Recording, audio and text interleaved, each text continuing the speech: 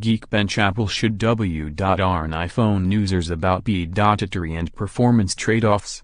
After Geekbench's Yet Poole published a data-driven report this week linking diminished iPhone processing performance to battery age and iOS updates, a new wrinkle emerged in a long-standing debate over whether Apple was deliberately slowing down old iPhones. What if Apple programmed iPhones to slow down as battery power waned, knowing battery degradation was inevitable after a year or two of normal use? Confronted with the Geekbench report, Apple admitted as much yesterday. Now, Poole is calling for the company to be more transparent with iPhone customers about expected performance over time. For years, and despite plenty of anecdotal supporting evidence, Apple apologists aggressively downplayed the idea that the company would cripple aging iPhones, even as Apple remained mostly silent on the matter.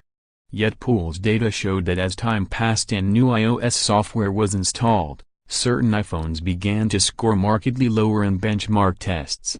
For example, Poole explained that an iPhone 6 is initially scoring 2,500 Geekbench points on iOS 10.2 might score only 1,000 by the time iOS 11.2 shipped a year later.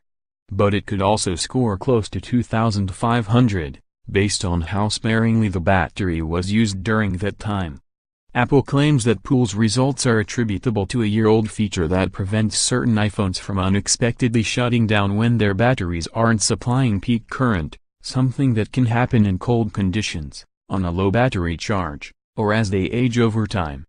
The feature is said to smooth out the instantaneous peaks demanded by high-performance apps only when needed. A soft way of interpreting Apple's explanation is that the iPhone's processor won't hit peak performance unless the battery is working at peak performance. "I'm pleased that Apple's made a statement regarding this issue," Poole told VentureBeat. "I understand the trade-offs made in the fix for this issue. I think they're completely reasonable. I just wish Apple had been more transparent from the start. In particular, I wish Apple would provide a notification to affected users so they understood what it was going on with their phones." Poole's call for greater transparency from Apple asks for 2 stages of battery CPU performance disclosure, when a brand new iPhone is initially marketed and purchased, as well as on screen when the iPhone begins to degrade in performance. That's entirely fair. Right now, it appears that Apple is sneaking its fix in after each device's release. Its statement notes that it has extended that feature to 2016's iPhone 7 with 2017's iOS 11.2, and plans to add support for other products in the future. Though some aging iPhones may display a notification that battery replacement is advised, Apple doesn't mention that processing performance will suffer, or that it can be addressed by swapping the battery. There is another, less charitable way of understanding what's going on with the affected iPhones. It appears that some of the company's self-designed processors are, at peak, demanding more power than their batteries may be capable of providing, arguably an engineering problem.